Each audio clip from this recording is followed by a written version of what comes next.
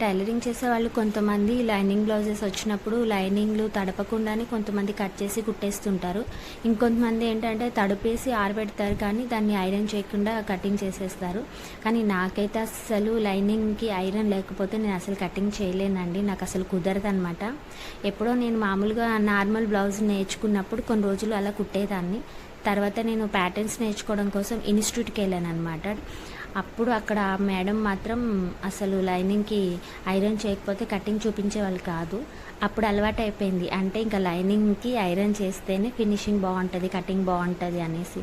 అప్పటి నుంచి నేనైతే ఎంత అర్జెంట్ బ్లౌజ్ ఉన్నా సరే దాన్ని తడిపి ఆరబెట్టి, కావాలంటే ఫ్యాన్ గాలికి ఆరబెట్టుకొని అయినా సరే ఐరన్ చేసే కట్ చేస్తాను. ఇంకా లైనింగే కాదు, లైనింగ్ సరిపోక ఏమన్నా అతుకులు పడతాయి కదా, వాటికి కూడా ఎక్కడో దాచేసిన క్లాతులు ముడతలు అయిపోయి ఉంటాయి కదా, వాటిని కూడా నేను ఐరన్ చేసి కట్ చేసి జాయింట్ చేసి కుడతాను అనమాట. నాకు అలా అలవాటు అయిపోయింది.